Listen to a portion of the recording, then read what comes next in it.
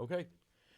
Uh, Mr. Rochelle, my name is Lee McInnes, and we have to go through the formal stuff for the university and get it all on tape first. Even though we've already met, I'm going to reintroduce ourselves, and we're going to make sure everything's okay. My name's Lee McInnes. We're working on a oral history project with the Veterans Resource Center. I know Mike Smith through the history department here at Auburn University, and this is part of the Auburn University Memorial Day observances coming up this year, and it's going to be a longer term a database of interviews with Auburn and Lee County veterans that will be kept here at the university. Would you introduce yourself, please? My name's John Rochelle. I live currently in Carmichael, California. Okay, and you were given a copy of the interviewee release form, Yes, I was. and you read it and signed it? I did. Do you have any questions about it? Not at all. Okay, it is currently 1:47, and we're in the podcast studios in the Student Union building. And if you have any questions at any time, please feel free to ask. This is going to be an oral history interview, which is going to be a little bit different than most interviews you may have done in the past, because we do have a set standard set of questions. And even though I would love to ask a lot of follow-up questions, in order to collect the data we want to, we're going to just sort of have to move through. So I will ask some follow-up questions, but generally I'm going to ask the questions and then we'll move on just to make sure we go through, collect all the data we've defined as the historical data we want to collect from all our veterans. And finally, before we get started, I just want to say thank you for doing this on behalf of the university, on behalf of the Veterans Resource Center, on behalf of myself. I really appreciate you taking the time. You're of I guess, a minor celebrity within the Auburn veterans community, and we're going to talk about that later. But my brother's a retired lieutenant colonel who was an Army aviator. He still works down at Fort Novacell down in Enterprise. And when I mentioned that I was interviewing you and I told him who you were, he was like going, "Oh, I'd love to talk to that guy." So I'm really excited about having the opportunity to talk to you. So let's start out with some biographical data. Can I ask how old you are? I'll be 77 this Sunday. Okay. Well, happy birthday. Thank you. Now, are you in town for your birthday or No, just for the baseball game? Just for the baseball game. Okay. Now, but how long are you staying around? I'm leaving Sunday morning. Oh, wow. Traveling on your birthday. Yeah, Oh, well. that's fine. Okay. Where did you grow up? I was an Air Force brat, so Okay. as you might suspect, I've lived all over the world. Matter of fact, by the time I was 21, I had lived in 5 different continents in 35 states. Now, what did your father do in the Air Force? He was in first in SAC, and then he was in MATS, which then converted to MAC, and that's what he got out of his a MAC. He was an NCO, and then I think he later became an instructor on like the C-141 flight control system. But he retired after 27 years. Okay. So, your father was an Air Force NCO. Right. What was his name? Well, his name was Dumas Walden Rochelle Jr. Wow, that's a lot. Yeah. He preferred to be called Rocky. Okay. Now, I might mention also that when he was a kid growing up in Norfolk, Virginia, he fought in World War II as a combat engineer. And then when he came home after the war, he then joined the Air Force when it was formed. Okay. And what was your mother's name? My mother was Blanche Louise Hall. That was her maiden name, and then when she married my dad, of course, Blanche Rochelle. Okay. And did she work outside the home or was? Well, I know at different assignments, as you might suspect, an NCO's salary was not very high back then, and probably still isn't today. But anyway, so it wasn't uncommon for, I think, enlisted persons' wives to work like at the PX, and she actually would work at the golf course as like an accountant or whatever. But she did all these little jobs.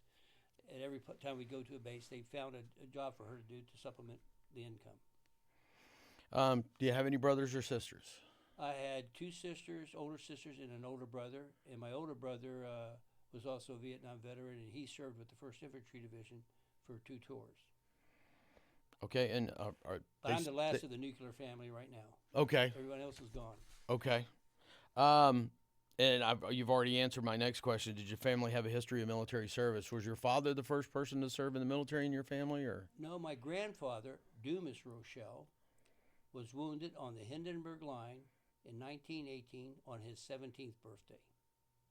So he's the first Purple Heart veteran from our family. He was with, I think it was the 195th Infantry. It was part of the Old Hickory Division, which I think maybe was the 35th Division, something like that. But he was part of them, and he went over as a bugler, which from my understanding, meant that he passed messages from the trenches. Mm-hmm. You know, that's how they did it, by paper or whatever. And he got wounded when he was passing a message to a commander. So were stories of his service part of your growing up, or? No, not so much, because when he came home, he married my grandmother, and then I think their marriage didn't last, and so I really didn't see him that much growing up. Okay. So you come from a military family. Your father was career military. How do you think that affected you and some of the choices you made? Well, I think I learned the military culture. In some respects, I was resistant to some of the discipline that, as a young kid, I didn't like the short haircuts, things like that. But my dad taught me how to shine shoes, and I should probably say shine his shoes, and things like that, which I thought were very good in, teaching me some responsibilities and learning how to be personally accountable for things. And do you think it made it easier or harder for you to go into the Army when you wound up in the Army? I tell my kids in the South, when we grew up, that when you graduate from high school, your gift was usually luggage. And so I came to Auburn in the summer of '66, and didn't come back for the fall for different reasons. But I was in a position I needed a job. I took the Air Force test, and I took the Army test. And at that time, my brother was already in Vietnam, but mainly I needed a job. And so I took the Air Force test, and I did pretty well. But the Army offered you a chance to get a commission. And no one in my family that I knew of in military history had ever been a commissioned officer. And so that was a big thing to me, because growing up in the military culture at that time, we knew there was a distinction between officer and enlisted. And I didn't mind it at all. But to me, it was a very important thing to see if I could somehow get a commission. Okay. Where did you go to high school at? I went to high school first at what was called H.H. Arnold High School in Wiesbaden, Germany. Okay. And then we were transferred to Charleston Air Force Base, and I went to Garrett High School. And then at the end of my junior year of high school, we were transferred to Shepherd Air Force Base in Wichita Falls, Texas. My dad was there for a school, and when the school was finished, we thought we were going to be transferred to Hamilton Air Force Base in Marin County, but instead we got transferred back to Charleston. So I went back to Charleston and graduated from Garrett High School. How we were, like I said, we were a DoD family, and we were facing at one point having to move once while my kids were in high school. How was that? Moving 4 times during your high school years. I tell this story. In 1957, we were stationed at West Palm Beach Air Force Base. Then, in early '58, my dad got transferred to Dover Air Force Base. And still in 1958, he was transferred from Dover Air Force Base to Edwards Air Force Base. From Edwards Air Force Base in the same year, we were transferred to New Assur Air Base in Casablanca, Morocco. That, in 1959, we were transferred from New Assur Air Base to Wiesbaden Air Base in Germany. So it was like in that, a year and a half, we had moved like 4 or 5 different times, and I'm telling you, it tested a marriage. I know that my mom and dad, sometimes would have a lot of stress under them for doing that. So moving during high school was the normal. I loved it. Okay. You got to meet new people, and you got to start new. So, what did you do after you graduated from high school? So when I graduated from high school, I was playing golf with a captain at the Charleston Air Force Base who went to Auburn, and he said, you play pretty good golf. Let me see if I can help you get on the Auburn golf team. And so he had called at that time. The coach, his name was Coach Dragon, and he said, "Yeah, come down to Auburn the summer of '66. We'll take a look at you and whatever." And so I came down and went to Auburn in summer of '66. Was not good enough to obtain a scholarship, and there was no way my father could afford Auburn out-of-state tuition, even though it was not very much back then. It was too much for them. So I couldn't afford to return to Auburn, and that's when I enlisted in the Army. Okay, so you came. How long did you attend classes here at Auburn for? Well, the first time was in summer of '66, Okay. and then when I joined the Army, and do you want me to go through that real quick? Yeah, I mean, I came back to Auburn in '69 because I could get an early out of Vietnam. Okay. With you came here the first time in the summer of '66. How long did you stay that first time? Just that one quarter. Okay, just for the fall. Right. Okay. What was your first impression of Auburn for that fall quarter of 1966? Well, I loved it. It was just, I mean, once you come to Auburn, you fall in love with it. I mean, it was just, I mean, for me as an 18-year-old kid and seeing this beautiful campus and, just being on my own and stuff, I mean, it was like a kid in a candy store. And I just loved it. And so it was very dear to me how you build these relationships up. Very similar to the relationship Air Force or military brats build up with each other. Brats in the military have a very strong connection that I don't believe civilian children can understand because of the culture we're in and the fact we're moving. You really build strong relationships. They may be short-lived, but they're strong. Mm-hmm. Okay, and you said you stayed for one quarter, but since you didn't get a scholarship, you had to withdraw. When you were looking at what to do next, did you consider anything else besides the military? No. Okay, so it was when it became obvious you weren't going to be able to stay in school. The military was your option. I mean, to me, it was an honorable profession, and of course, because of my brother, being in it at the time, and my father, and just the connections I had with it. To me, it was an honorable thing to do, and something that I thought was going to be beneficial to me for the rest of my life, and of course, it was. So, when did you join the Army? October 4th, 1966.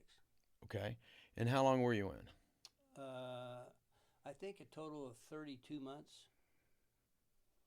So when you went into the Army back then, so this is, you got to remember when the Vietnam was being expanded or whatever, and so when you enlisted, you had to do 8 weeks of basic training. Now, depending on whether you signed up for schools, it also determined what your tour would be. So when I enlisted in the Army, I was able to enlist for what was called the Army Security Agency, ASA. I'm very familiar with ASA. And that at that time was a 4-year enlistment rather than the normal 3, and of course more than the draft 2-year. You would go to Fort Devens, Massachusetts for your AIT and to become in the ASA. Well, because I simultaneously took the other courses for OCS because that was really my thing I wanted to do. But I just thought the ASA was an intriguing thing, and it seemed to have been a pretty upper echelon type of assignment. But when I apparently got selected for OCS based on your test and based on an interview and things like that you would waiver that enlistment, so that once you accepted OCS, then you didn't have to fulfill the ASA requirement. So after I finished basic training at Fort Jackson, this is in October of '66.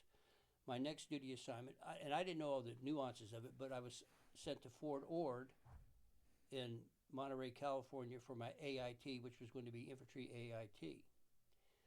So I go to Infantry AIT, and then when you complete that, you come out as a 11B10, and then you await your orders to whatever OCS that you want, you were going to be selected for. And I happened to be selected for Ordnance OCS at Aberdeen Proving Grounds.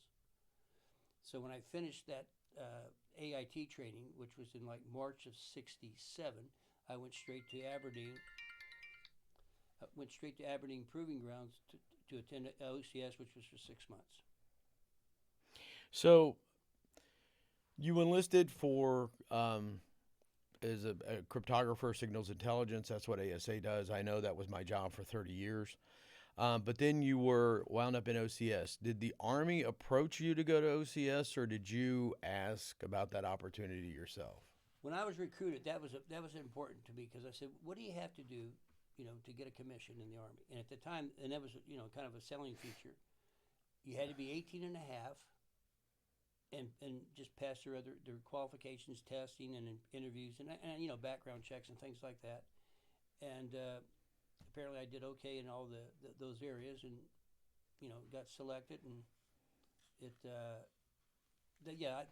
my goal was to become a commissioned officer. So where were you living when you joined the Army? Charleston, South Carolina. And you went to basic training at Fort Jackson, Fort Jackson. just up the road. Right. So, and this is going to be kind of a question I like to ask, but sometimes people don't remember. So if you don't remember, what did you take with you to basic training? I don't think very much, because I don't think they encourage you to take very much. I think some, stationery to write letters and a shaving kit, and some slacks or whatever. But maybe a bandlon shirt, but not much. Yeah, I always find that it seems to change a little bit over time. What people, I remember what I took with me. I like that question. So,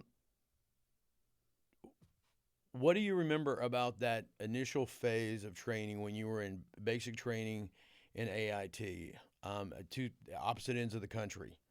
What were your first impressions of I mean, you were already familiar with the military culture, but you'd been around the Air Force, and the Army and the Air Force ain't the same thing. So what was your impressions of the Army in those first 3 or 4 months? Well, and I might mention the unit I was with in Fort Jackson was C51, and I remember they had painted on the supply door or whatever, a big sign that said C51 builds men.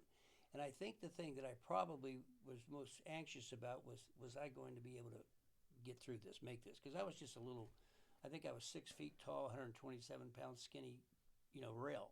And I'm thinking, I don't know if I can make this. And what you did is you learn, as you probably know, you just keep persevering and you'll make it.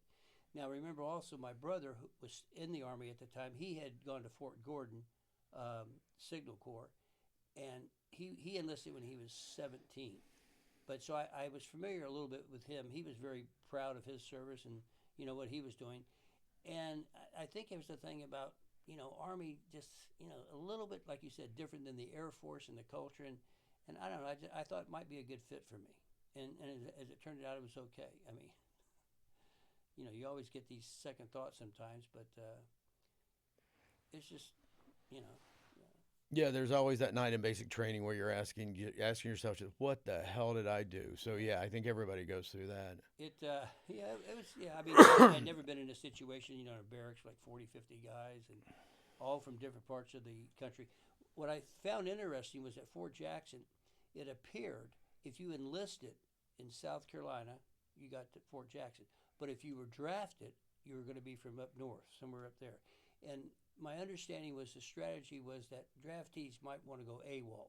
So they, rather than send like a guy from New Jersey or New York, rather than sending him to Fort Dix, which was a big training camp, they'd send him to Fort Jackson, which was to discourage AWOL.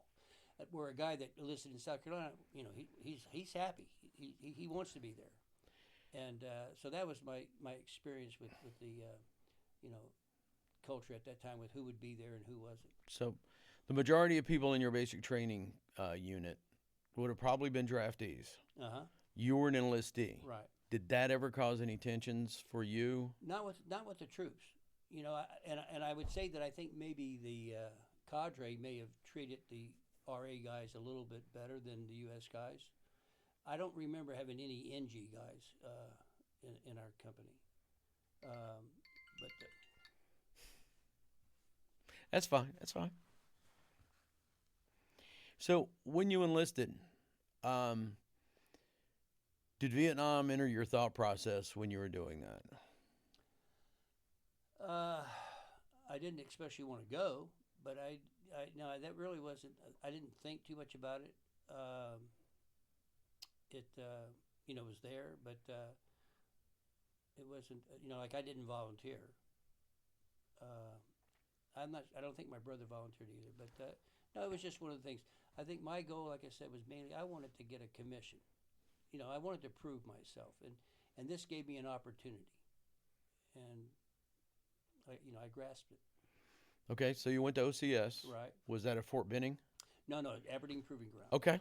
Oh, that's right. You were. It was at that branch time, specific back then. Yeah. Because of the escalation over there with the conventional Army, when I was in there, they had opened up 7 OCSs. I think traditionally there were 3, and they were all combat arms. It was infantry, artillery, and armor.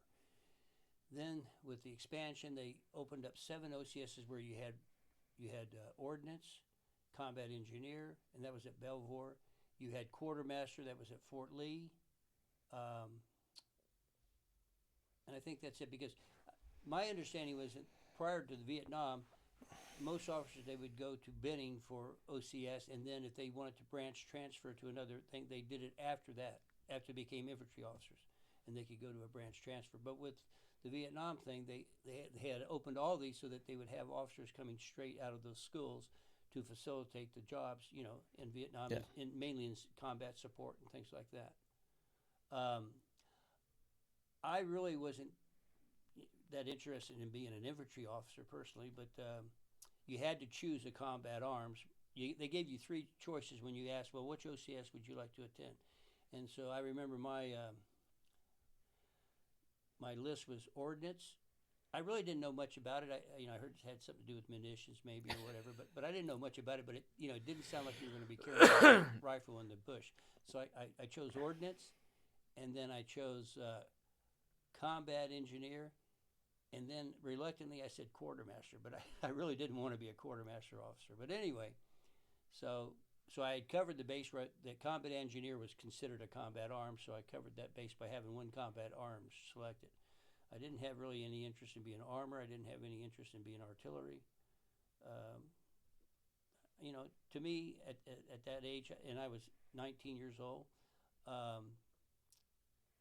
I thought a desk job would be fine. The irony of that statement. So you're 19 years old when you get your commission. Yep. When did you find out you were going to Vietnam? It's kind of an interesting story, in my opinion. So when I graduated from ordnance, there were these guys who would come out trying to recruit you to go to other schools. In other words, they try to recruit you to go airborne. They try to get you to sign up for what they called voluntary and deaf back then, where you were guaranteed Europe if you selected voluntary and deaf, which meant you did, rather than 2 years active duty, you did 3 as a reserve officer. So I got to thinking about it, and I thought, well, and once again, remember, my brother was over there in Vietnam already, and so I'm thinking, okay, the Rochelles have got enough people over in Vietnam. I don't really need to go there. So I said, if I can stay in school long enough, get past 1 year, and get a stateside assignment, past the 1 year, then I'm not going to get orders for Nam. So it happened that I selected this SMO school, Supply Management Officer, that was going to be at Fort Lee. And it would give me an additional MOS as an officer. When you come out of ordnance, you get a 4215 MOS, which is a maintenance officer. Then if you go to this school, you come out with a 4206, I think, or 4246 or something like that. Anyway, it was a supply management officer MOS. And so when I finished that school, which was in December of 67, they said, so, where do you want to go PCS stateside? I said, Fort Jackson. And everybody looked at me like, who wants to go to Fort Jackson? Well, they didn't know I came from Charleston, so I'm thinking, and so I got that assignment. So I go to Fort Jackson, and they put me in what it was called Consolidated Field Maintenance for the 3rd Army. And I still don't know what the job meant or what I was supposed to do, but I know I showed up every day in uniform and signed papers and things like that. And I did that, for like 4 or 5 months. And the major came to me one day. He says, Lieutenant, he said, we just got a Twix down from 3rd Army, and they need 4 young officers with the MOS 4201 to go to Vietnam to chase down supplies. He says they don't know what they have over there.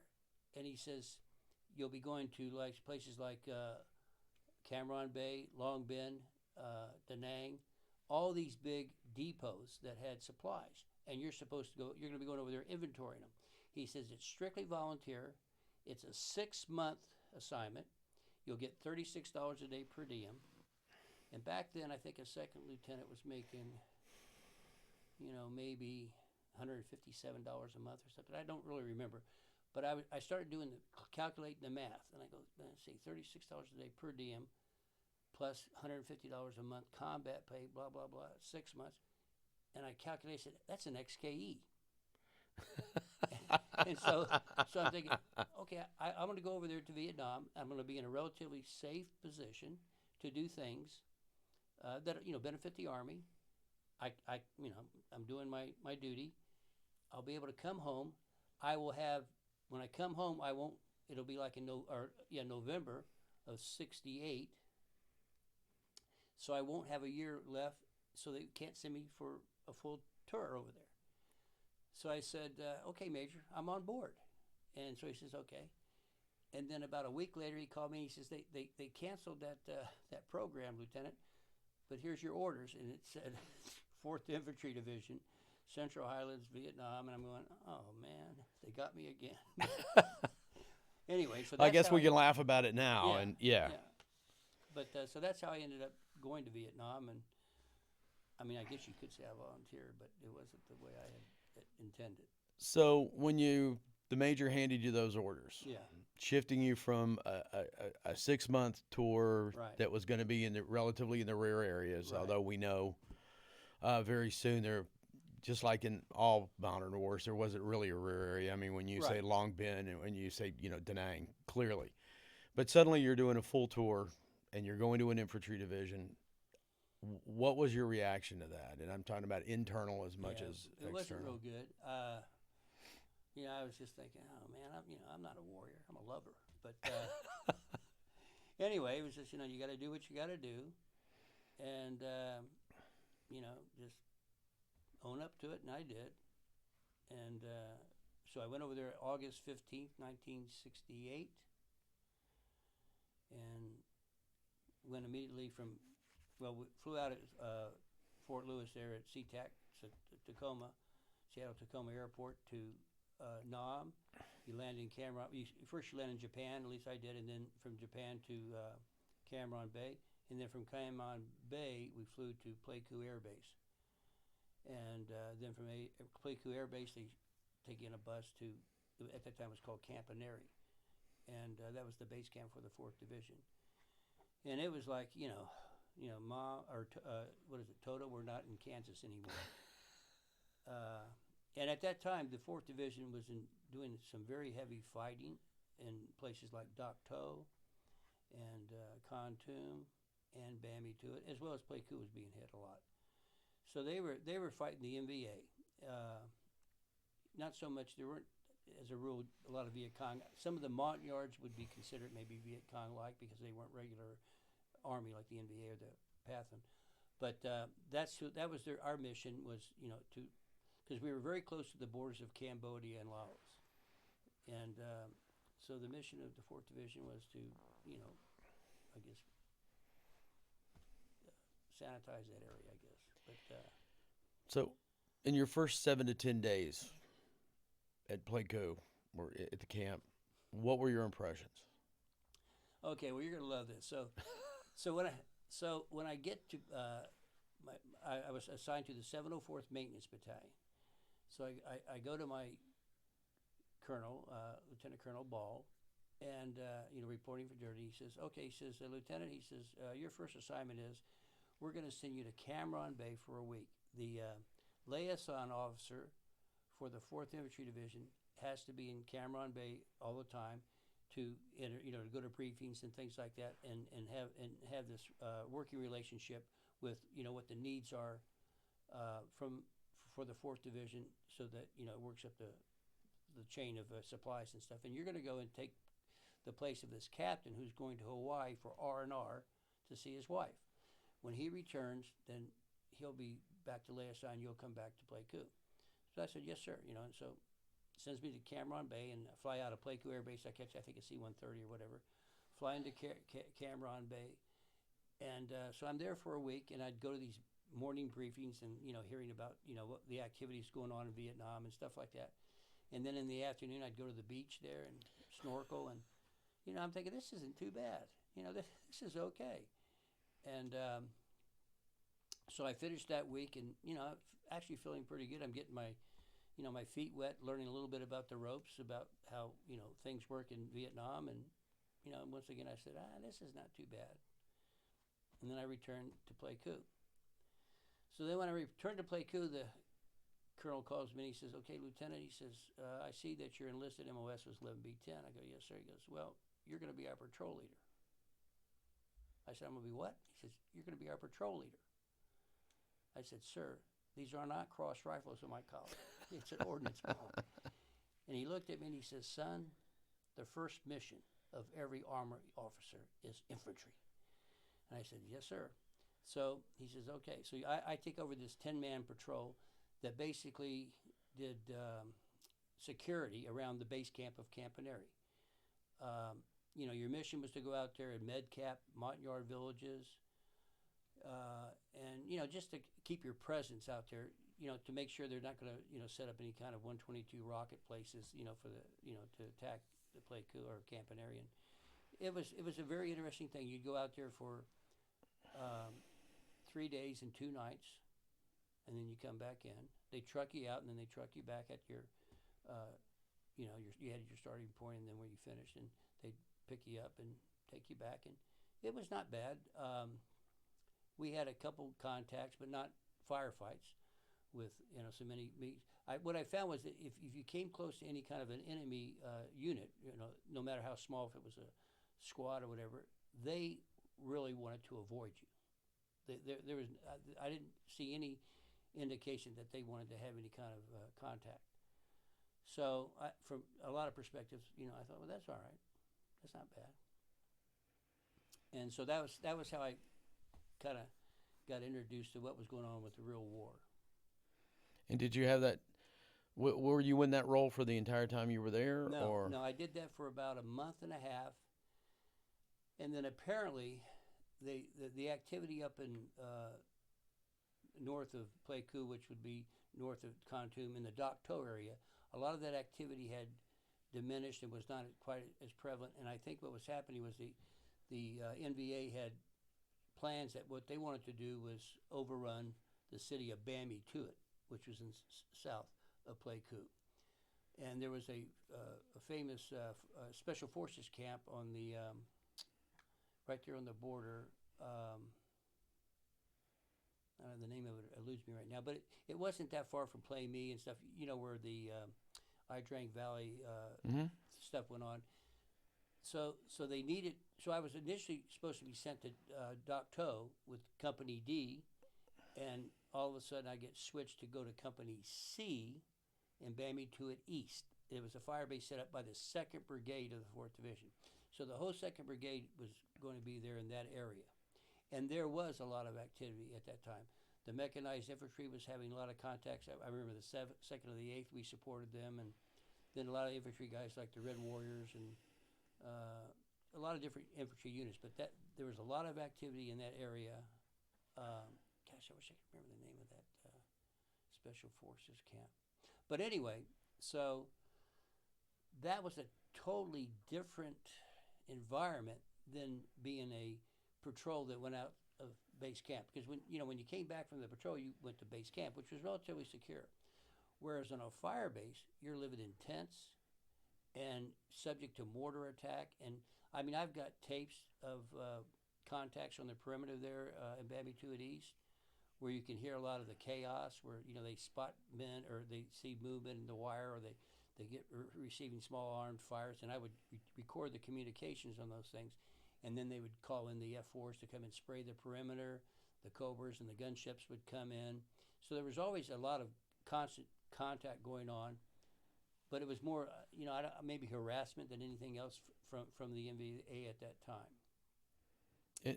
And what was your role there? Were you a platoon leader? No, I was what they called a tech supply officer. Okay. Or a forward support officer, because I would also go out with what they called contact teams. So they had determined it was more beneficial that, like, if say an infantry out there, a mortar platoon or whatever, is having a problem with some of their mortar equipment, it was better to send guys out there to repair it there rather than bringing the stuff back to the fire base. And so I would go out with contact teams, maybe only stay out there a day or two in the bush with these guys, and with my mechanics or whatever kind of men I needed to repair, either an artillery piece or even small arms and stuff, but in a forward support capacity. Did you stay? Is that how you spent the rest of your time in Vietnam, or did they rotate you to another No, job? basically, yeah. So from Bambi to it, we moved. They moved the Second Brigade in November of '68 to LZ Mary Lou, which was just outside of Kontum City, and I happened to be made the trail party commander. I had no idea what a trail party commander was, but apparently my mission was I was going to follow at the end of the convoy that would go from Bambi Tuit to Pleiku to Kontum. And the mission was you would pick up downed equipment that broke down or whatever. You picked it up, and you could either somehow secure it, or you could tow it with we had a VTR, which is a vehicle track recovery. It's kind of like a tank, but it's mainly for function is to pick up down equipment and things like that. They were huge, but that was the mission, and it consisted of, if I remember, it was me and my Jeep, a couple APCs from some CAV unit, and I think even a VF 100 from the military police, and then the VTR. And we would be about 5 clicks behind the main convoy, and then just, listening to communications if somebody broke down. Because if somebody broke down, you didn't want to stop the whole convoy to take care of that issue. They wanted just to keep moving, and then somebody would pick up the stuff. And so I did that, and then I got to LZ Mary Lou at Kontum, and then resume my normal job as a tech supply officer. Okay. And you were there for the rest of your tour? No, and then in late March of '69, I was getting. I had applied for a early out. They had a program there where if you could get back to college, or if you were admitted to a college, any soldier could get up to a 90-day early out of his tour in Vietnam to attend college. My understanding was a lot of the mothers at home had complained that college kids got all the benefits of not having to go to Vietnam because, they got the 2S deferment and things like that. And they thought they needed to open this up for regular people too. And, I was a regular person. So when I heard about this program, I'll tell you, you wrestled with, okay, am I going to be looked down upon because I'm getting out of my tour early, or am I doing a smart thing? And it really didn't take me long to think, no, I think it's a smart thing. If I can get out of this mess, I'm going to get out. And so I applied for an early out, and the way I did was I wrote to Auburn, and I said, hey, I was a student there in summer of '66.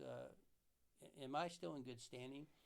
And I got a letter back from Auburn and said, absolutely, we'd love to have you back. Come on back, and you are admitted to the summer quarter of 1969. So I submitted that with my paperwork, and it got approved, and so I went from, I forget how many days short to a real short, and it was remarkable. But so when I was in Kontum and it was becoming in April, my D-Roast was going to be in May 22nd as opposed to August 15th.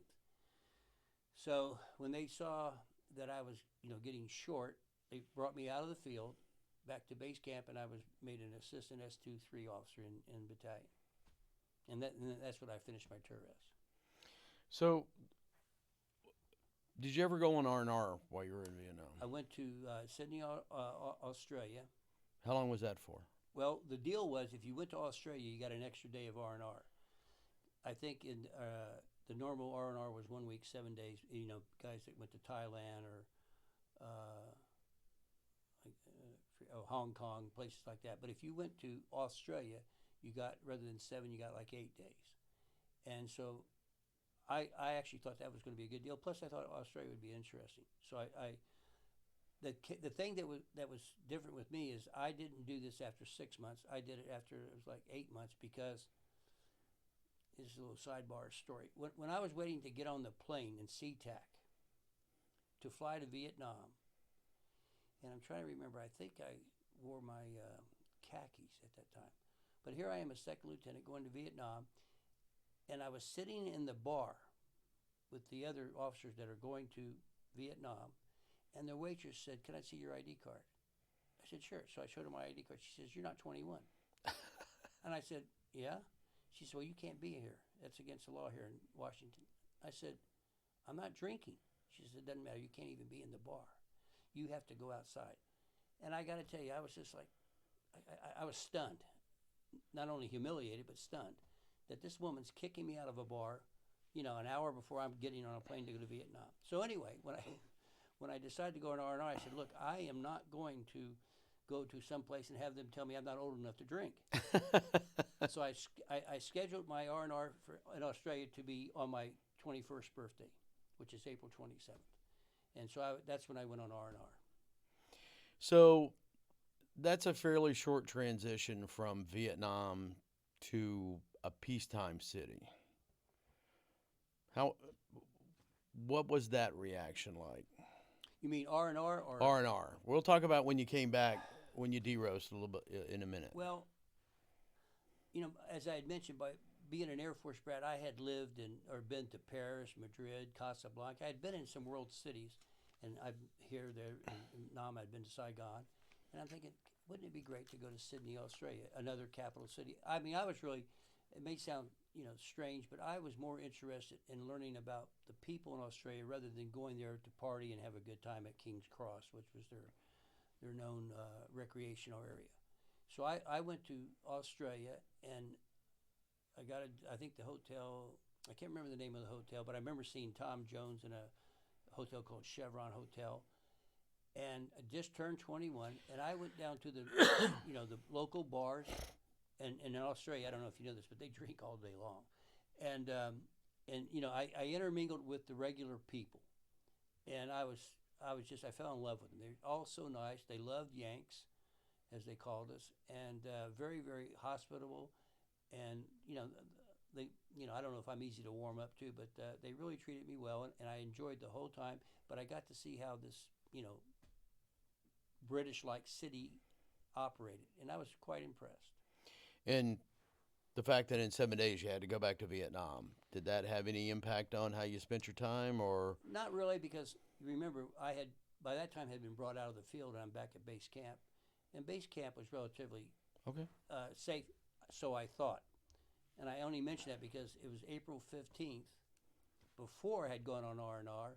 I'm outside shaving. I couldn't get used to shaving in the buildings they had back in base camp, they had flush toilets and things like that, but in the field they didn't have any of that.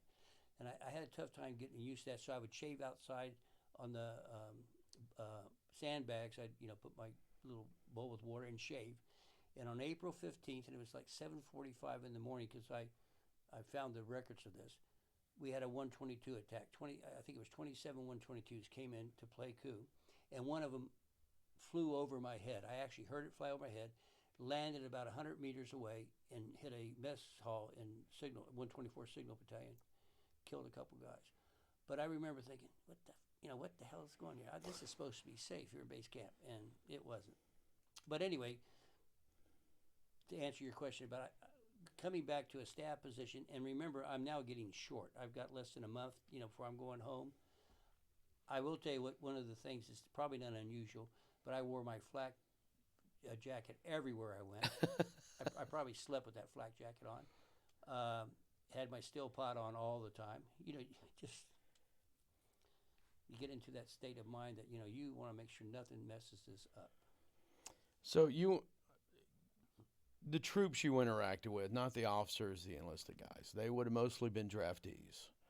Well, I don't know necessarily that, because I think a lot of the guys, that were mechanics, whether they were working on tanks or artillery pieces, they probably enlisted for that job, or that maybe they extended for that or whatever, because even though the patrol aspect they were doing, their MOS was other than an 11B10, it was all volunteer. So I think that most of the enlisted men that were in kind of a maintenance unit or whatever, battalion, probably, they did this intentionally. And so there wasn't any kind of like resentment because, they got put in some kind of infantry unit or whatever. But for the most part, it was pretty cohesive, and I think most of the men got along. Like anything else, I think in the field, if you have incidents, people too much alcohol or maybe some drug abuse or whatever, and so you'd have some minor instances, but for the most part, I think everybody got along pretty well. You were as you said, a 20-year-old second lieutenant. So I would assume, how old were the guys that were working for you or with you? Well, so I was commissioned at 19, so I made first lieutenant actually the week after I got NOM, and so I was 20 as a first lieutenant. Um, Most of the guys, the enlisted guys, were probably in my age bracket, maybe even a little bit older. The I think the strange thing was that most of the warrant officers were older guys, and it was kind of, I thought, curious that they're calling me sir or whatever, and of course a lot of the NCOs E5 or E6s 7 and up, they were older, but no, I'd say most of the guys were probably 19, 20, 21, good guys. They all, I think the general consensus is a lot of people were proud to be doing what they were doing, but they kind of felt like they were in a fix. This is, that glory stuff doesn't really work too much sometimes. And the relationships were generally, and I don't want to steer the answer in any particular direction, but there's a perception of how how troops and officers and NCOs got along in Vietnam. Did you have pretty good relations with everybody that you worked with? I actually got commended for the relationship I had with the enlisted, because I think I identified more with them than I did the officers. Most officers had a college degree. They were older than me, more mature than me, more experienced than me, and I kind of related more to the younger guys. However, I understood the distinction and how you had to keep the distinction in rank. But I will tell you, for instance, when you're out on patrol, they, they didn't call me by my rank. I didn't want them to. I had two nicknames. One, and I learned this from some of the men. My one nickname was Junior Flip. I'm not actually sure what that ever meant. It was Junior Flip, and the other was Rookie. And that's what, when they would talk about me, it would be, what's Rookie doing now or whatever. And I never took offense to that. I actually was telling this story the other night. One of the things when you went out on patrol, when I went out the first time, I think they tried to test you, because these guys have done this before. And when, like, if you cross like a narrow stream, one guy would go across the stream and he'd get a rope, tie it. They tie the rope to a tree, and then they go across. And what you did is, as you traverse that stream, you hold the rope with one hand and your weapon with the other, and you've got your rucksack on, all that, and you're crossing this river. Well, apparently there was a initiation that these guys had planned where, while I'm crossing this stream, they let go of the rope, so I fall, underwater, all my gear. I'm still holding my thing though above the water, but they tell me later when I got up, I started laughing, and so I was told that to them that meant I was okay. I wasn't one of these guys that wore his rank on his shoulder. That I was an okay guy. But once you got back to base camp, then it was always lieutenant or sir or whatever. They always maintained military discipline. And for the most part, I think they knew they could come to me if they had an issue and talk about it. Say, sir, I think this is wrong. Or most of them, if there was complaints, it was with their higher NCOs. They thought their higher NCOs treated them badly. And so that was always kind of, I guess you might say, problematic. Or how do I intervene with this without, causing any kind of discipline issue with the higher NCOs? But sometimes I witnessed it myself, that they were not always good to these guys, the E4 and below. Yeah. So in my career as a civilian, I worked with a lot of senior officers, and they had one of the things that was said about me repeatedly, sometimes as a compliment, sometimes as a correction, was that you have a very enlisted attitude toward your work. And and it took me a little while to figure it out, that my father was an infantry company first sergeant in Korea. So a lot of the attitudes I had toward how I would do a job came from my father. Do you think a lot of that you just described, your father was an NCO in the Air Force. Right. Do you think a lot of that came from your father? I think absolutely. I think I had that mentality as well. And because I would hear the criticisms of his superiors, or officers that he maybe had served under. And as far as I know, I was the first officer in the Rochelle family train of service, and so I didn't have anything other than an enlisted mentality, to go back on. My brother was enlisted, but yeah, I think you're absolutely right. And that could, I guess, in some respects, be a detriment, but I never saw it that way. I thought my primary mission was the welfare of my men. Now, I probably should have thought a little bit higher than that, or maybe had a broader spectrum. That no, you got a mission of what your unit's mission is, and not to be the caretaker of your men. But I was too young. I didn't understand that. No, that's to me that was the most important thing. Make sure they're taken care of. Now, before we leave talking about your time in Vietnam, we've got to discuss your Jeep. Oh yeah. I've got a picture here. Is this you? That's it. I'm Okay. firing the M60. So let me just for the people that are going to hear this, they're not going to be able to see the picture. It's a picture of I guess First Lieutenant Rochelle Right. on the back of a standard U.S. Army Jeep. M141A, I think it is. Yep, with an M60 on an M60 machine gun on a pedestal in the back of the Jeep. Now, is that a stage photograph, or was that? Well, that is in preparation for the convoy Yeah. to from Bambi to Kontum, Okay. because I'm being trail party commander, and we wanted to equip my Jeep. You'll see the sandbags on the fenders and Yep. stuff like that, but we wanted to make sure we had some firepower if we needed it. So no, we were actually out there testing it. It was me, another enlisted guy, and my driver. That we all wanted to be proficient in that, and knew what to do with it. So we were actually firing it for effect, Okay. and hitting or aiming at targets and stuff like that. And it was a gas. I loved it. Because I've been aware of that photograph for, I will tell you, 40 years. Okay. And there's always been a conversation about whether or not it was a staged photograph or it was an actual, real life photograph. Well, it's a lie, but I mean, I'm not in a contract. I understand. Yeah. And that's the context, and that's why I wanted to bring it up to you. So, what made you? I mean, you only spent a quarter at Auburn. What made you decide to paint War Eagle under the windshield of your Jeep? Like I said, once you come to Auburn, your heart's always going to be in Auburn. I always said that my heart's in two places, Auburn and Dixie.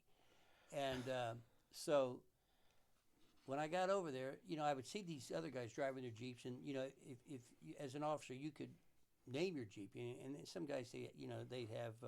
I really didn't see any with college things, but they'd have something like Road Killer or Mass Death or whatever. And I thought, no, this is a war. I went to Auburn. The spirit cry is War Eagle, and anyone that knows Auburn will have a connection if they see it.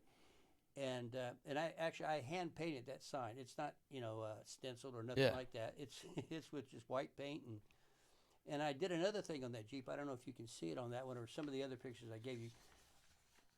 And it was not always well received, but on the side of the Jeep there, where there's normally star, there would be a white star. I painted over that and painted daisies. And I was, and maybe that was part of trying to, I don't know, reflect, young people, and, just because we're over there and stuff doesn't mean, we don't in favor a peaceful solution to this event. But anyway, that was the other thing I did. So the first time I came across named vehicles was in a tank unit in Iraq. And you can always pick out the officers, the platoon leaders, company commanders' tracks, because they were like Maximus or Thunder. And then all the other ones were like Barbie's Dream House. And, Right. And I always found that really hilarious. Did you know that General Patton, George Patton, have you heard that story? I've heard the story, but no, I knew nothing about Yeah, and I've got a picture of that as well, where he was, and there's multiple stories, but you didn't know anything about his Jeep at the time. No. Okay. It all had to do with Auburn University, and the fact that I loved it, and that exchange that we all make when we see somebody that's from Auburn. If you see them wearing a shirt with their logo, and you go War Eagle, and it's just that salutation you make to people, and that are Auburn people, and that was mainly what they and I would get people that would yell back War Eagle. And of course, once in a while I'd get a Roll Tide, but it's okay. But you got in Vietnam, you got people that would react to Oh, to your absolutely. Jeep and yell War Eagle at you. I ran into a guy I had met in the summer of '66. I think we found out his name was Daryl Johnson or Doug Johnson or something. But I had met him in Saigon, and I had met him in '66, and then I ran into him in an officers club in Saigon. He was working for Northwest Orient, and I've got pictures of him because he kind of hosted me for a couple of days when I was down there in Saigon. And we talked about Auburn, and I think he played football, but he was a heck of a guy. And so that actually may have been after, because I met him in, I think it was October of '69 in Saigon. So it may have been after that when I came back that I said, you know what, I'm going to put War Eagle on the Jeep. But I don't really remember. But it may have been after that, because I do have pictures of the Jeep without that on there when I first got there. And I called you a minor celebrity earlier. I've talked to 3 or 4 people that went through. I went almost all the way through ROTC here before I dropped because it had to be dropped because of grades, and then I enlisted. My brother graduated through ROTC. I have friends that have either been instructors here, and I tell them about this project, and I'm going to say, hey, my first interview is going to be John Rochelle, and they go, oh, who's that? And I said, you've seen the War Eagle Jeep in Vietnam, right? And they're going like, is it that guy? And they're so excited that we're actually getting your interview done in this project. So it's really very neat to have you here to do this. So I'm humbled and I'm blushing. yeah, well, I think it's, and of course Jack Sims put you in the pictorial history of Auburn. So yeah, you're going to be preserved there forever. So okay, let's talk about when did you leave Vietnam? May of '69. And where did you fly back to? To Fort Lewis. You flew from Pleiku to Cam Bay to Japan. I think that Yokota Air Base or whatever, and then back to Seattle. And if you're interested, I'll tell you a quick story about. So when I got there to Cam Bay, everybody that you'd go to the old club and you'd be talking to all these guys that are de-roasted and drinking way too much, but hearing all the story and everybody just very, very elated they're leaving. And so I'm there and drinking, and so they said, okay, well, we got to go get our boarding, go get our pass or our tickets for the airline. So we all go over to the terminal where you get your and you take your duffel bag and all that stuff, and you check it in, and you sign in to get your ticket. And so we go do that. And this is probably like 11 o'clock at night. And then we come back to the old club and drinking some more. And I'm sitting around the table there drinking, and this guy goes, man, he pulls this paper out. He goes, here's my boarding pass. And then another guy pulls it, yeah. And I'm, what's that? They go, that's your boarding pass. I said, I don't have a boarding pass. They said, you didn't get your boarding pass? I said, I didn't know I was supposed to get a boarding pass. I mean, I was probably too drunk. So anyway, I immediately get up and I scoot back to that terminal, and I said, hey, I forgot my boarding pass. They said, sorry, Lieutenant, they're all given. Because what they would do is when everybody supposedly checked in, if you didn't show up for your boarding pass, they gave it to somebody that was on standby. And I said, oh, my God. I said, what am I going to do? They said, well, there's another flight, leaving like an hour and a half later. So I go, okay, can I get that boarding pass? They said, sure. So I stayed around and I got that boarding pass. But my luggage and stuff was all going on that first flight. So I go back and, then I quit drinking. I said, I'm not drinking anymore because I ain't going to miss tomorrow. So the irony was I get up, I think the original flight was leaving like at 8:30, and the next flight was leaving at 10:30, the flight that I'm now going to be on. So I go to the terminal, and I get there plenty of time in the morning, sobered up, and all these guys are laughing at me because, they're going to be home sooner than I am. So they all get on the plane, and lo and behold, there's an announcement that they have mechanical problems on that plane. And I think it was maybe World Airways or whatever. And so that plane was not going to be taken off as scheduled. So then they call my flight to board, and I'm flying Braniff. And if anybody knows anything about Braniff back then, the stewardesses were foxes. And So I'm flying Braniff, and so I'm walking to my plane, and all these guys had to unboard their plane because it wasn't flying out of there. And I mean, I wasn't trying to, mock them, but it was like, sorry guys, I got to leave before them, and I did, and so I flew back on Braniff, and it was just great. And there's nothing like that yell that you hear as you lift off Cameron Bay, and oh my God, we're out of this place, and so then I flew back and landed. I think we landed at actually McCord Air Force Base, and then they shuttle you over to Fort Lewis to separate, which was another experience in itself. So you pretty much immediately got out of the Army there at Fort Lewis. Absolutely, but like anything else, this I don't know, this one captain, I don't know if he had a chip on his shoulder, but he would not give me my separation orders until I got a haircut. And I go, sir, I'm not re-enlisted. He says, nope, you got to get a haircut. You're not going, we're not giving you your papers. So I just shook my head. And I went, okay. So I went and got a haircut. And I remember I went to the barber. I said, okay, I'm getting out of here. And I was still wearing my jungles, I think, at that time. And I said, I'm getting out of here. So the guys told me I got to have a haircut. So I want a haircut. But if you give me white sidewalls, I'm killing you. Because you got to remember back then in '69, going back, and here I'm going to college, the popular hairstyle for guys was longer hair. And I had no objection to it. But anyway, so that was my story about Fort Lewis and the separation. Oh, and then they docked me because they said I owed them some money for leave, extended leave or something. I don't know. But, I'm not going to sit there and fight them for anything. Just sign, tell me what I got to sign. I just, I want to go home. So what was your first stop after you got discharged? So my sister worked for Delta Airlines. She was a stewardess for Delta Airlines, and that's what they called them back then. And she was based in Chicago. So I promised her I would stop in and see her on the way home to Charleston. So I flew from SeaTac to Chicago O'Hare, and that's another story, but I'm not going to bore you with it. But she wasn't there at the time. She was on a flight, so I had to wait for her, and I did. But it was great, and so that was my first stop, Chicago. And then I flew back to Charleston Air Force Base from there. My brother picked me up. He had returned. He got to come home from Vietnam when I got my orders because of that Private Ryan thing. And so he was back stateside, and I think he had actually gone to Fort Eustis. Yeah, that's a transportation thing, and then to Fort Jackson. And but that was right after I left. He came to Fort Jackson. So and then he got out his active duty and was in Charleston. So he picked me up at the Charleston and took me to the Air Force Base where my parents were still stationed.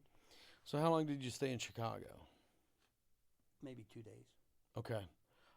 So your first real, how was it transiting? I mean, that fast. I mean, one day you're in Vietnam. 2-3 days later, you're in Chicago. Then you're in Charleston. How was that transition? Well, I don't know if I really recollect that much. I know that I was carrying with me 2 Montyard crossbows. I was wearing my greens and waiting for my sister to come back from a flight. I was sitting in a bar. They had a bar, actually, a club in her apartment complex. And what I remember was the owners of the bar were fascinated with these Montyard bows that I had brought back. And, I was showing them how to load them and stuff like that. And I was telling them how accurate they are if you, kind of learned how to use them. And so my mind wasn't, I wasn't, I guess I was just kind of adjusting to, what it's like to be in a civilian environment now. And it wasn't bad at all. So you say your brother picked you up. He was also a Vietnam veteran. Mm-hmm. Did he give you any sort of, he'd been back for a while.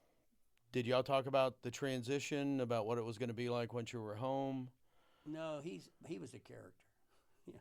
So Rick, actually, after he picked me up, and I remember going through the gate, the guy, I was still in my greens. The guy gave me a salute, and I gave him a salute back and gave him the peace sign. And I think that kind of threw him. And anyway, so we go back home, and then I immediately go to Auburn, to go back to Auburn. And then he came to Auburn to visit probably just a couple weeks after that, to check it out. He meets a co-ed here and marries her like in the next day. It was, I mean, like all those Southerners, we got stories to tell. And so he came and I don't know if he ever really adjusted, but he was a character. So you say you came to Auburn pretty much immediately. Oh yeah. How did the Auburn community, the student body, react to you when they would learn that you were a Vietnam veteran? I think I think there was a little tension, not bad, but it was more like people I think avoided you. I think they were starting hearing stories, maybe about returning vets and stuff like that that were most likely not true, but there could be a stigma that don't set this guy off or whatever. But I think for the most part, people are people, and if you're nice to them, they'll be nice to you. So I really didn't have any trouble in that respect. I know that it was quite a change because when I was going there earlier in '66, and well, one thing I will tell you, Olin Hills was still going out of business.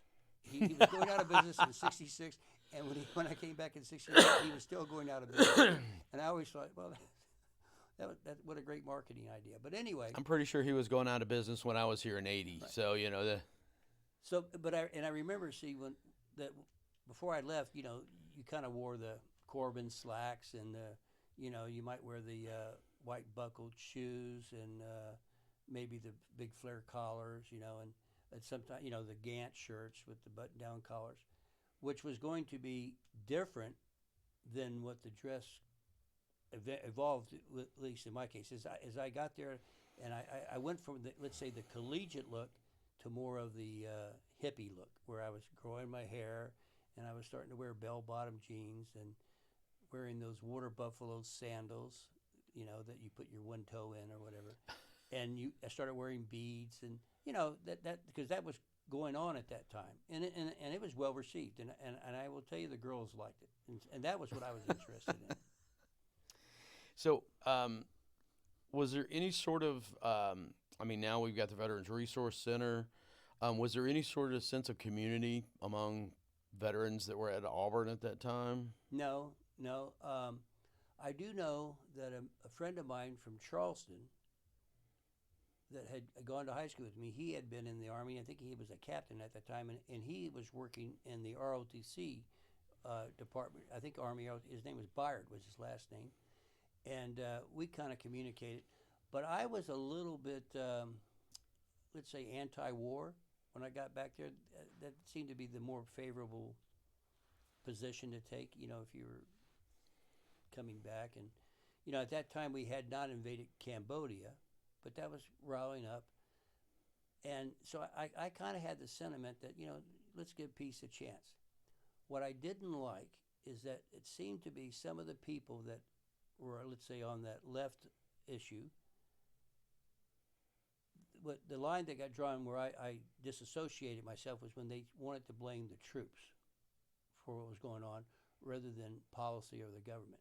And so I would have, some issues sometimes with these people that were anti-war at any cost, and the way they would, let's say, demean or denounce the veteran soldier that was over there. And I go, no, you guys don't get it. He didn't make the policy. He just followed his duty. And there were a couple of Vietnam vets that I met. I remember one guy had an XKE, and I thought, I wonder if he got the job that I wanted.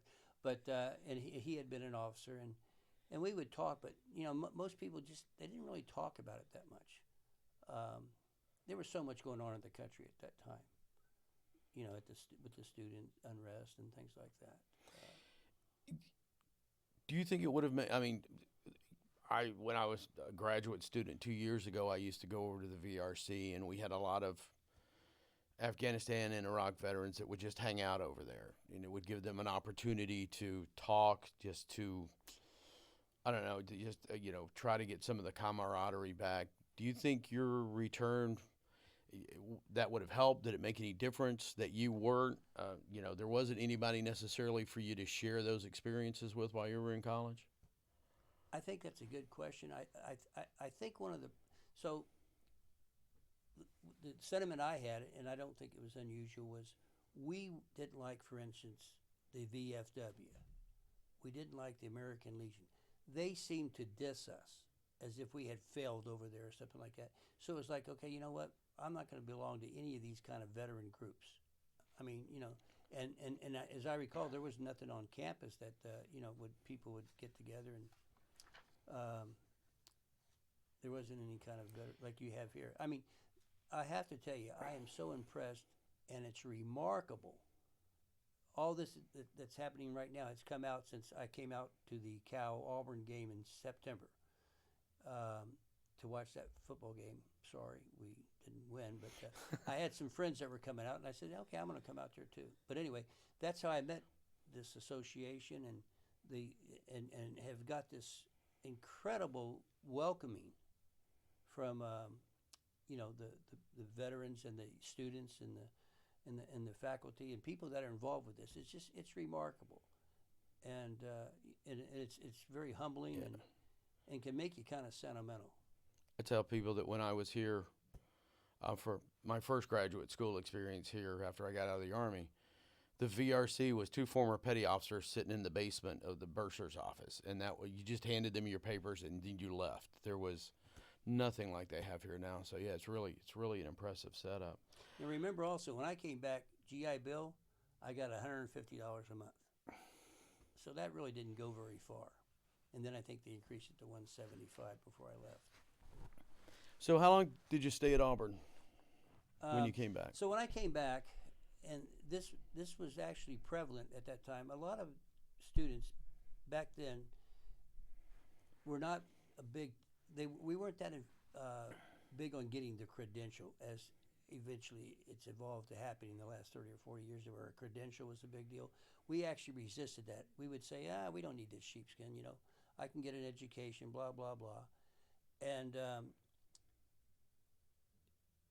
I just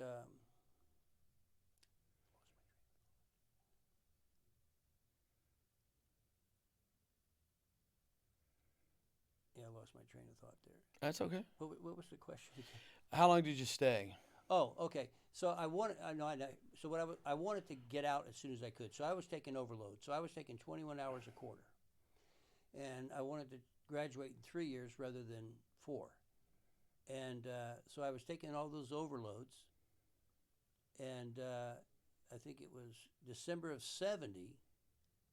After taking finals, I decided, you know what, I need to go out on an adventure. So I decided I was going to hitchhike to California. So I left in December of '70, went to California, and then never came back.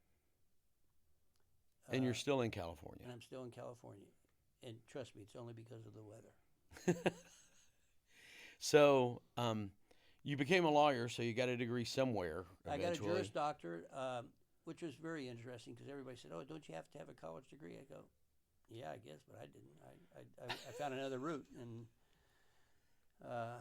went to law school at night for 4 years, and then you take the bar, and you pass the bar, and then you get the ticket. Yeah. So, just sort of an overall sort of questions. How do you think your experiences in Vietnam sort of shaped the course of the rest of your life up to this point? Well, I can tell you this. I have 3 boys. They all serve. My oldest is a master sergeant in the Air Force. He's finished his active duty. He does reserve time still. My second son is a major in the Army. He's at Fort Lewis. And my youngest son is a staff sergeant in the Army, and he's stationed in Kaiserslautern. He's an MP. My son that is a major was an artillery major, and the thing that is a real strong connection that we have is that he served in the Middle East with the 4th Infantry Division. So we both have our combat patches from the 4th Infantry Division. And of course, that's given us a very unique bond. But I think I've always been free about talking about the experience. I mean, thank God I was never in some of the horrendous things that the infantry guys had to deal with, the line company guys. Even though, and I supplied one of your people a recording, I used to record actions. I had a Jeep, in the War Eagle Jeep, I had a 524 radio. And when you're out there in the field on a fire base, there could be actions happening 2 or 3 kilometers away. And especially in the early part of '69, you could hear things going on, contacts going on. And so I would find out the frequency that the commo was going to be on, the push that these guys were using, and I would record the back and forth of an actual contact going on. And so, in my case, the fact that I was able to save that for historical purposes so that people can hear, if they want, to what the actual sound of somebody, not a scripted movie thing, but something that the way they really hear or happen to them with the adrenaline and stuff like that going, to me is, something I just always treasure. So, how was your time in the military, which was to a large extent focused in Vietnam? How has that affected your view of our society, our culture, our nation?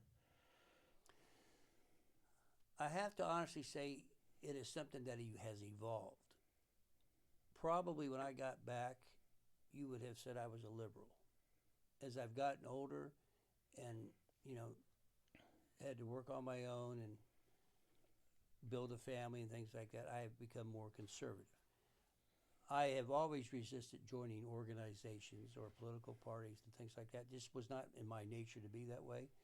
So I've always tried to maintain an independence. But I can tell you that today, I'm a little bit concerned about what I see going on in our society, in our culture.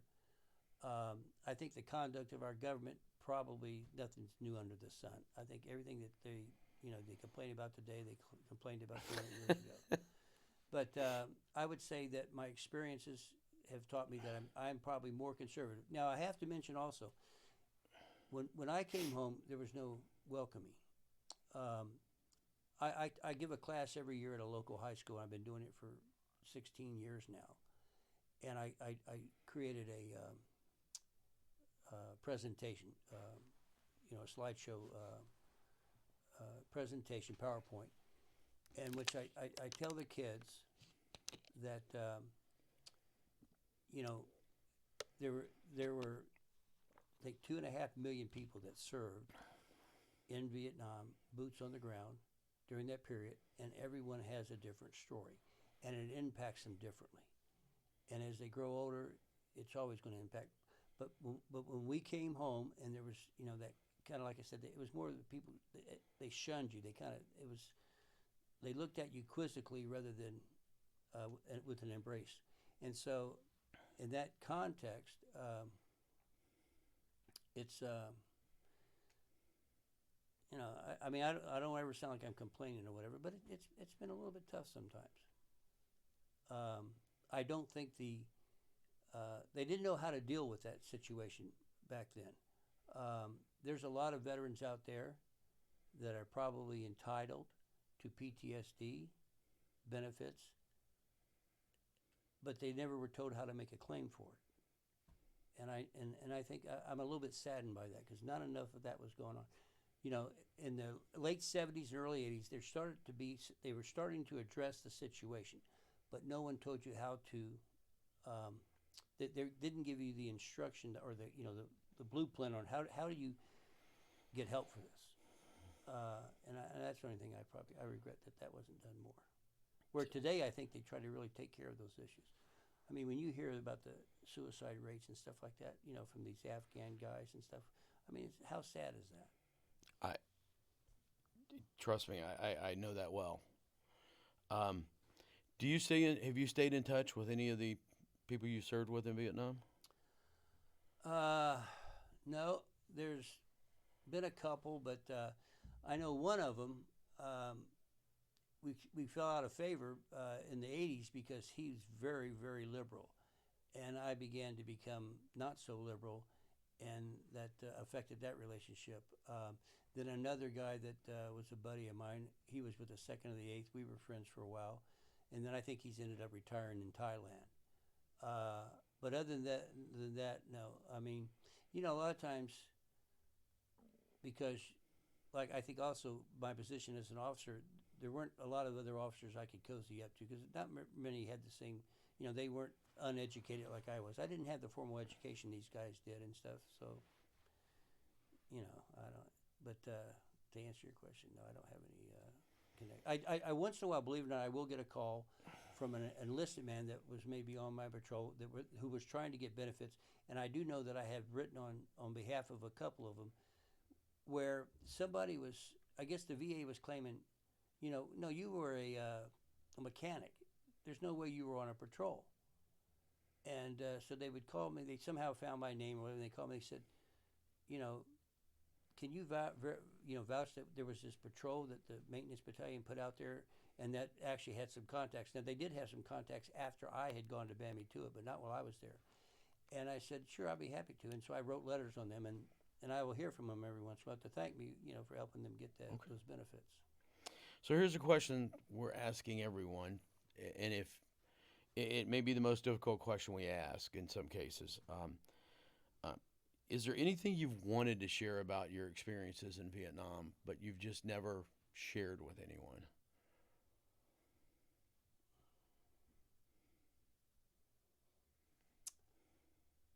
I mean, I've got stories to tell. If I could read between the lines, there was nothing I was ashamed of. There was no conduct that I saw by American servicemen to be ashamed of. Where some people maybe lackadaisical, or where some people maybe not doing the best they could do, yes, but nothing that you don't experience in the just everyday military atmosphere.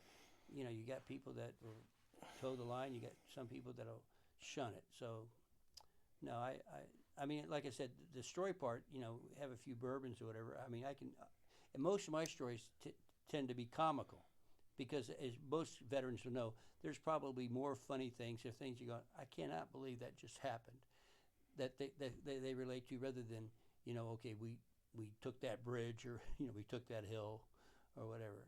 So, Yeah, no, but no, there's nothing. I came back from my first deployment as a DoD civilian, and I told my wife what I thought was an absolutely hilarious story. And she just stared at me like I'd lost my mind.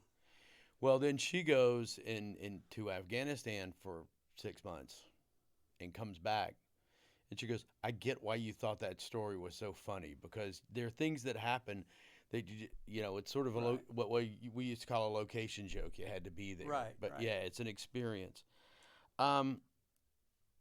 What you've already talked about, you give a class every year at the local high school. What part does being a Vietnam veteran play in your life now? I think about it every day. And part of that class in that slide, I say, there's not a day that goes by that I don't think about Vietnam. Now, that doesn't mean in a bad sense. It's just something that it impacted me and has been with me and will be with me forever. And it's just the way it is. Let me tell you a real quick story.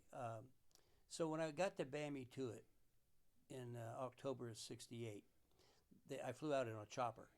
And so when I got there to the unit, and the chopper lets me off, I had this tremendous headache. I mean, it's so bad. It's like I report to the CEO, and I go, sir, I got this headache. He goes, okay, well, the aid station's right down there, So there was a tent, not too far from where our unit was. And I go to this aid station, and I go, there's a Spec 4 behind there. And he goes, yeah, what can I do for you? I said, man, I need to see a doctor. I got this headache. It's just killing me. And he says, okay, what's your serial number? And I go, it's 0525, whatever. He goes, no, is it RA or US? I said, it's an O. I'm an officer. He goes, oh, I'm sorry, sir. Because, see, I looked like I was 15 years old. And I said, no, that's no big deal. I said, can I get something for the headache? He says, here, come here. So he takes me, he lays me down on a cot. He says, just lay here and I'll get somebody. So I'm laying down there with this headache, and this guy comes up with a clipboard, and he says, oh, he says, let me see your arm.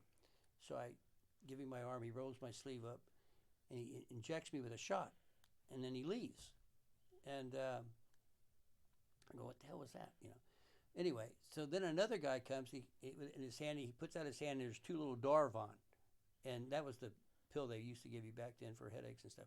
He says, "Here, you need these for your headache." I go, "Well, some guy just came with gave me a shot," and so he says, "Here, we'll take these Darvon." So I took the Darvon, and then this doctor comes in, and he goes, "So what's your problem, Lieutenant?" I got this headache, and he goes, he looks, he says, "You just got a shot of morphine." And I said, "I did." He goes, "Yeah." He said, "You feel anything?" I said, "Yeah." He says, "Well, how about your headache?" I said, "I still got it, but I don't care." Yeah. Anyway, I thought that Morphine will do that to you. well, I'll tell you one thing. I did not like that. I didn't like No, the feeling. no, neither did I. Um, is there anything you wish more people knew about the American experience in Vietnam?